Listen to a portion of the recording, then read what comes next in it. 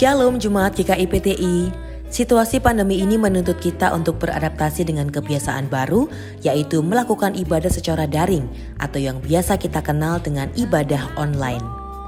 Kondisi ini tidak memadamkan semangat untuk terus melayani, salah satunya melalui digital ministry. Di era digital, keberadaan digital ministry dibentuk untuk mengembangkan berbagai pelayanan di gereja. Agar digital ministry dapat berjalan semakin maksimal, maka kami membutuhkan dukungan dan uluran tangan jemaat untuk memenuhi kebutuhan pelayanan melalui persembahan khusus untuk digital ministry seperti yang ada di slide berikut ini.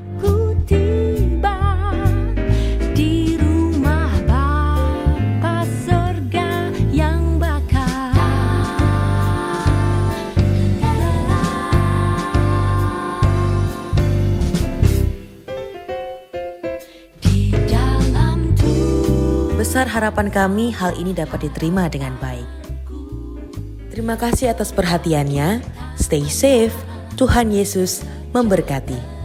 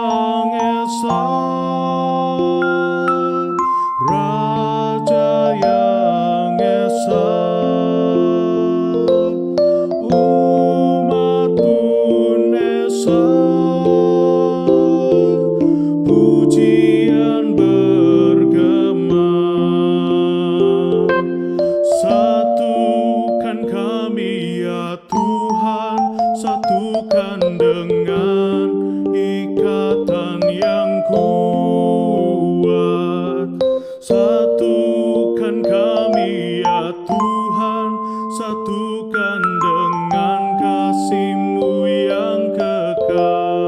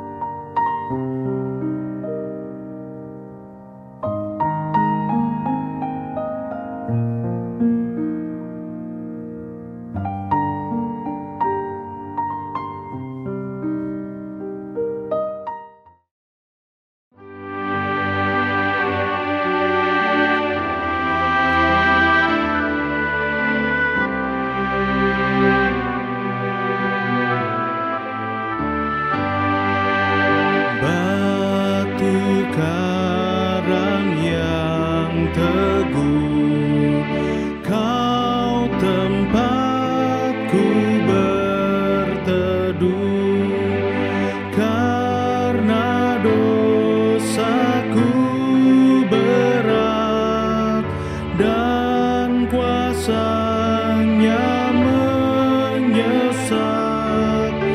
Oh, bersihkan diriku oleh darah lambung-Mu. Tiada lain ku pegang, hanya salib dan iman. Dalam kehampaanku, ku dambakan rahmat-Mu. Tanpa Dikau Tuhanku, takkan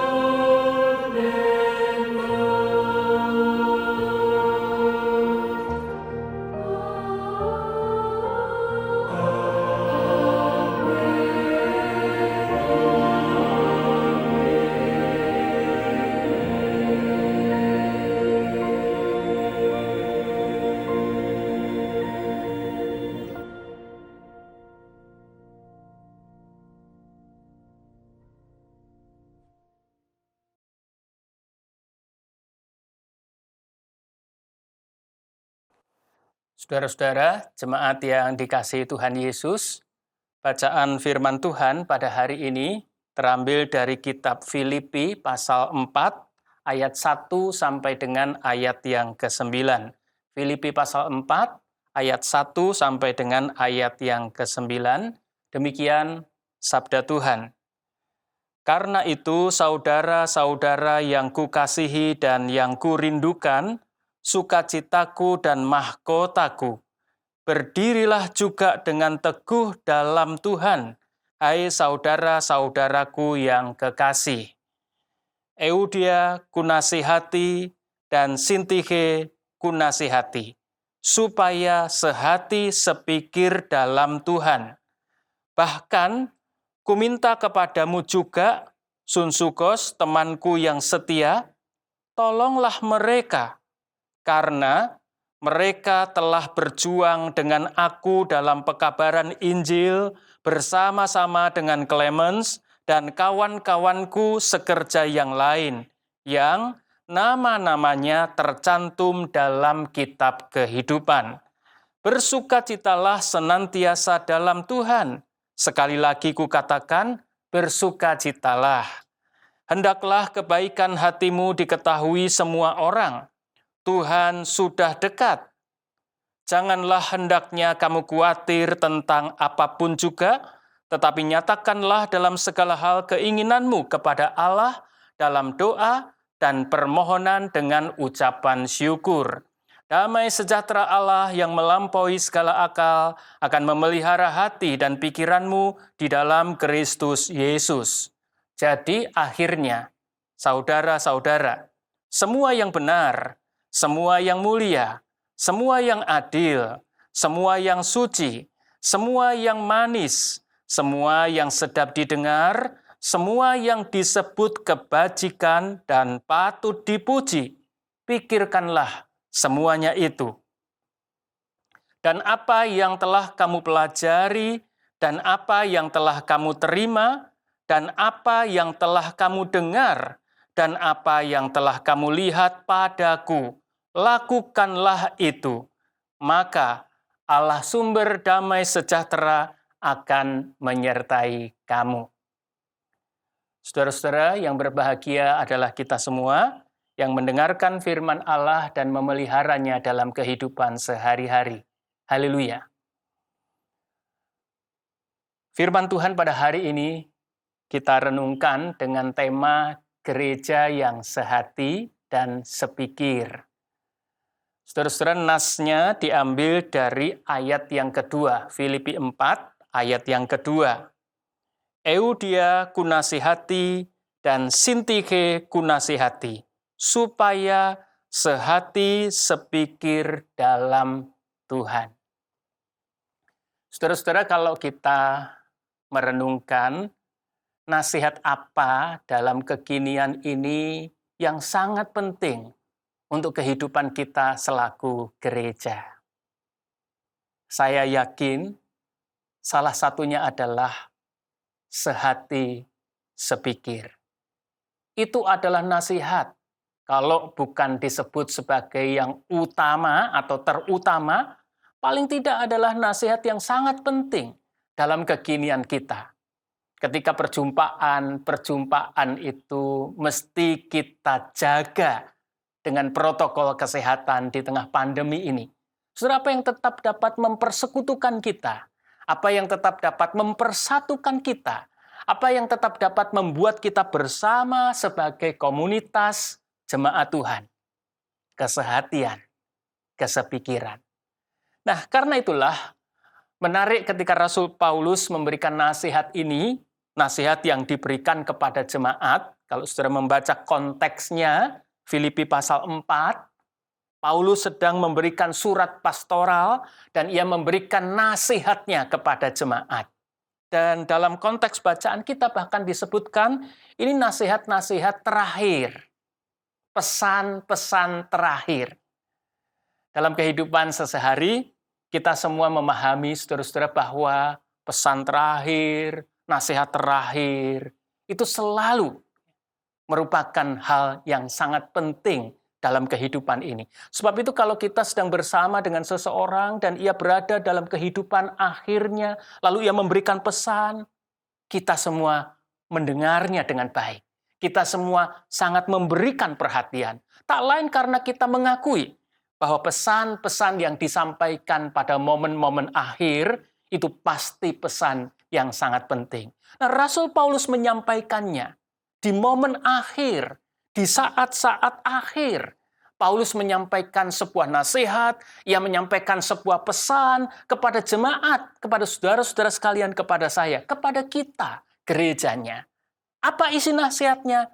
Supaya kamu sehati dan sepikir. Saudara-saudara, di dalam Kamus Besar Bahasa Indonesia, KBBI, sehati itu didefinisikan dengan seia sekata, setujuan, seperasaan. Sepikir itu didefinisikan dengan pengertian sependapat, sepandangan. Kalau dirumuskan ini dalam kaitan dengan kehidupan gereja, sehati itu sevisi.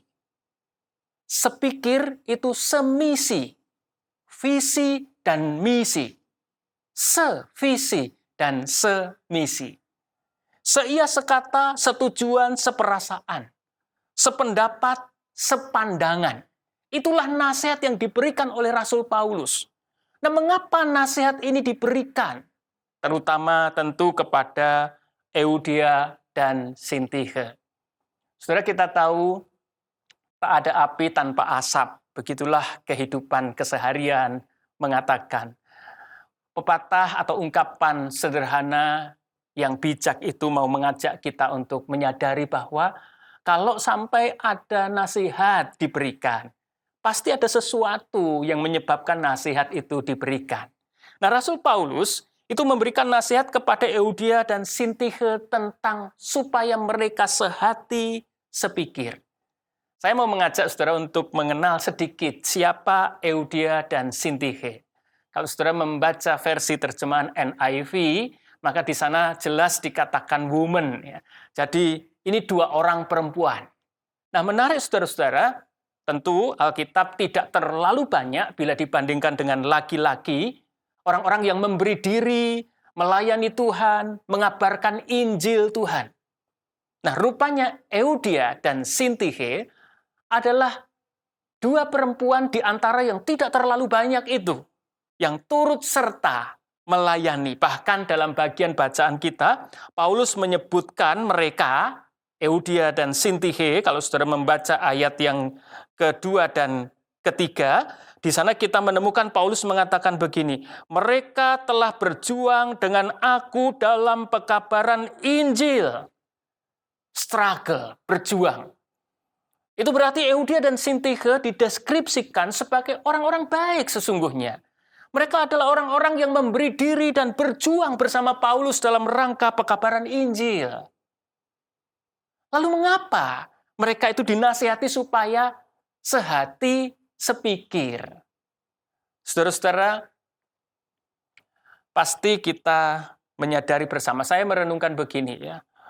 Euodia dan Sintihe pasti bukan dalam artian mereka sedang konflik hebat. Pasti tidak begitu. Kalau itu terjadi, mungkin bukan nasihat yang Paulus sampaikan. Lebih dari itu, mungkin Paulus akan menegur seorang, mungkin Paulus akan mengatakan kepada seorang, ayo minta maaf ya, saling memaafkanlah, dan lain sebagainya. Ini enggak, dinasehati. Ya. Sangat positif apa yang Paulus sampaikan kepada Euodia dan Sintihe ini. Mereka itu dinasehati. Ada kesalahan mungkin, atau ada kekurang idealan mungkin. Sekali lagi, karena mereka berdua adalah para pekabar Injil, yang bersama dengan Paulus mewartakan kabar sukacita, kabar baik. Nah, itu berarti kehidupan mereka juga harus memberikan sebuah penegasan tentang kebaikan itu. Jadi bukan hanya verbal mereka menyampaikan kabar baik, tapi hidup sendiri. Apa yang diperbuat mereka dalam relasi, dalam interaksi. Mereka juga harus menyatakan sesuatu yang sangat baik dalam kehidupan ini. Nah, saudara-saudara, disitulah rupa-rupanya kita boleh menangkap ini ada sedikit tadi ya, ketidakseiaan sekata ya. Mungkin soal visi mereka rada kurang pas ya, kurang klop. Misi juga kurang klop, tidak sepikir ya. Yang satu mungkin mikirkan siang ini misalnya mau makan apa ya? Soto, tapi yang satunya mikir makan apa? Sop. Nggak cocok, nggak sinkron. Dan itu mempengaruhi apa yang mereka kerjakan secara berdua. Nggak bisa bersinergi sehingga menghasilkan sesuatu yang lebih besar. Nah, Paulus menghendaki supaya mereka itu sehati sepikir dalam rangka sinergitas. Ya. Tidak harus saling membenci, tapi kalau relasi itu tidak sungguh intim, tidak sungguh baik, maka orang tidak dapat menghasilkan sebuah sinergi. Misalnya begini, kalau kita bersama-sama ini dalam komunitas gereja, nggak harus musuhan ini, ya nggak harus menjelek-jelekan, nggak harus memaki-maki. Tapi yang satu nggak mau tahu yang lain, itu sudah mengurangi kualitas yang bisa dihasilkan. Maka yang Paulus rindukan, karena mereka pekabar Injil, ada sesuatu standar yang mesti terjadi di antara mereka, sehati dan sepikir. Dan Paulus menasihati Euodia, Paulus menasihati juga Sintihe. Keduanya dinasehati. Saudara-saudara, ini tidak lain dimaksudkan Paulus supaya mereka dapat menghasilkan sebuah karya-karya yang bersinergi dan menghasilkan dampak yang lebih besar. Ambil contoh begini, kita ini kan tubuh Kristus ya, anggotanya banyak. Kalau misalnya haus, lalu otak mengirimkan pesan kepada tangan untuk mengambil air, mesti ada kerjasama. Mulut dibuka, lalu air itu diminum. Harus ada kerjasama seperti itu. Kalau tidak ada kerjasama, tidak ada sebuah sinergi yang berdampak besar. Nah, Paulus menasihatkan itu kepada Euodia dan Sintihe. Saudara-saudara, apa saja yang menolong untuk kesehatian dan kesepikiran? Sekali lagi kita bisa melihat dalam beberapa hal. Pertama, kalau melihat tanda-tanda, indikator bahwa seseorang sedang ada masalah dengan yang lain, belajar dari Paulus. Segera mendatangi, apalagi kalau memang melihat fakta, segera mendatangi dengan cara seorang pastor, dengan cara seorang gembala, yang tentu mempertimbangkan timingnya tepat, ya, melihat juga yang mau dinasihati ini moodnya sedang baik, ya, supaya nasihat itu menjadi nasihat yang mengena pada yang bersangkutan dan mengubah, mempengaruhi yang bersangkutan. Belajar dari Paulus. Paulus datang bicara satu demi satu, person to person. Ya. Tidak, wah ini rada kurang cocok ini, masukkan grup saja. Enggak, dia berbicara satu persatu. Euodia kunasehati, Sintihe kunasehati.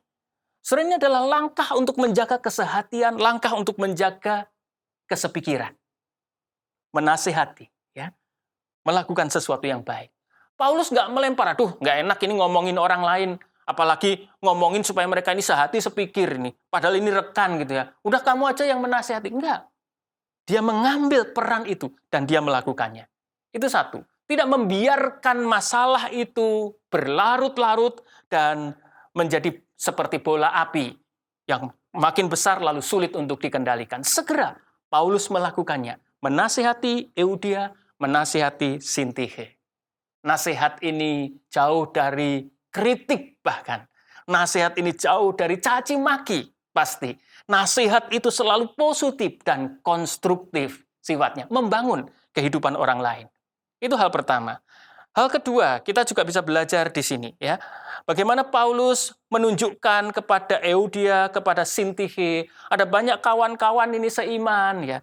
Siapa nama-namanya? Nggak disebut oleh Paulus, ya. Tetapi pasti mereka itu tercatat namanya di kitab kehidupan, kata Paulus.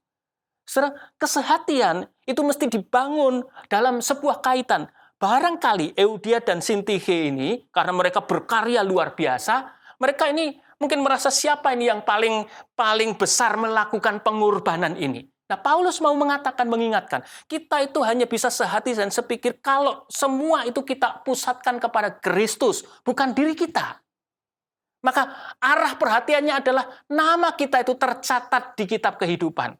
Nggak penting nama kita itu diketahui oleh orang banyak. Paulus menyebut banyak itu kawan-kawan, nggak disebut namanya. Apakah mereka kurang bagus kinerjanya dibandingkan Euodia, Sintihe yang disebutkan namanya? Pasti tidak. Tapi melalui ini, Paulus mau menyampaikan sebuah pesan pastoral. Mari kita melihat dan mengingat, buat apa sih nggak sehati, nggak sepikir itu?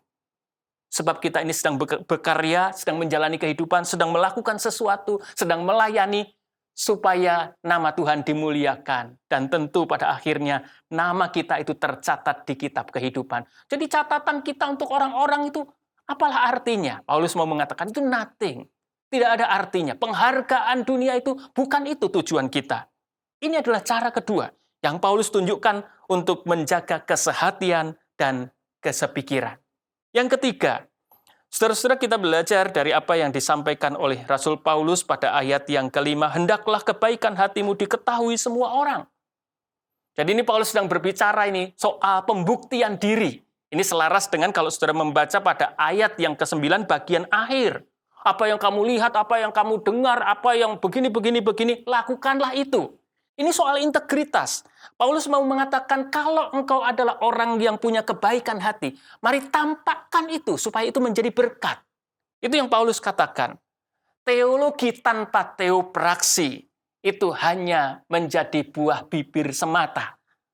Teologi mesti diwujudkan dalam sebuah praktek. Karena itu Paulus mengatakan dan mendorong, mari hendaklah kebaikan hatimu itu diketahui, beri bukti dunia ini untuk melihat kebaikan-kebaikan yang engkau nyatakan. Itu yang ketiga. Jadi mari berlomba untuk terus menyatakan kebaikan di dalam kehidupan ini supaya Bapa dimuliakan melalui segala kebaikan kita. Yang keempat, ini seperti menyimpulkan segala sesuatu yang dirindukan oleh Paulus. Jadi akhirnya, closingnya kata Paulus, ya, semua yang benar, semua yang mulia, semua yang adil, semua yang suci, semua yang manis, semua yang sedap didengar, semua yang disebut kebajikan dan patut dipuji, pikirkanlah semuanya itu.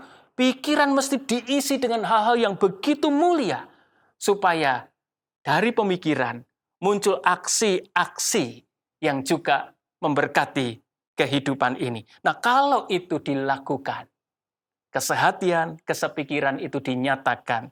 Kata Paulus, maka Allah sumber damai sejahtera akan menyertai kamu. Apalagi yang paling kita perlukan? Penyertaan Tuhan.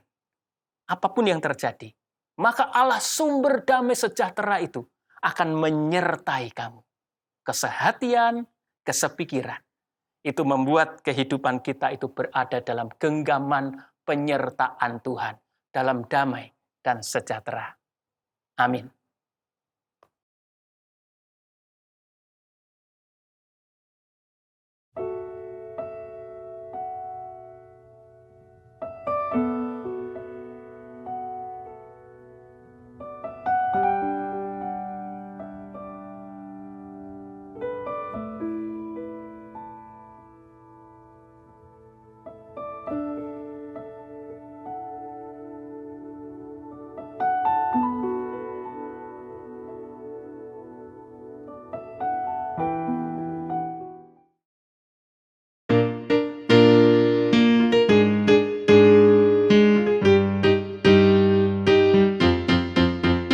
Serikat persaudaraan berdirilah teguh, sempurnakan persatuan di dalam Tuhanmu.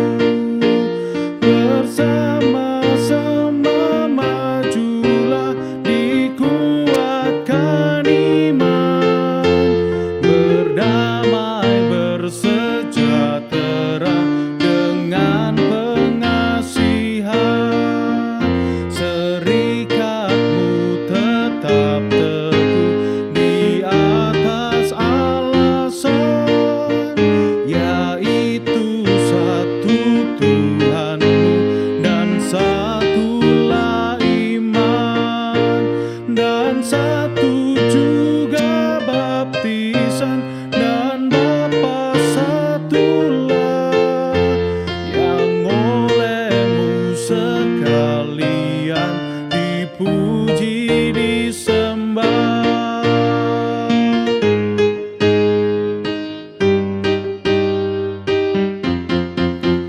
Dan masing-masing kamu pun diberi anugerah, supaya kamu bertekun dan rajin bekerja.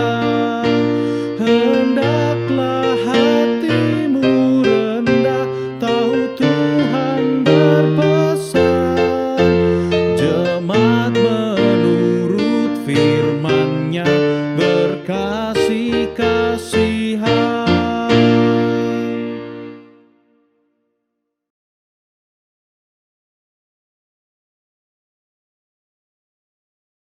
Saudara-saudara, sekarang arahkanlah hatimu kepada Tuhan dan terimalah berkat Tuhan. Anugerah dan damai sejahtera, kasih setia dan penyertaan, curahan kebaikan, berkat atas berkat, perlindungan dan pemeliharaan, di dalam persekutuan yang kekal dalam nama Allah Bapa, Putra, dan Roh Kudus, menyertai kehidupan saudara sekalian sekarang ini sampai selama-lamanya. Amin.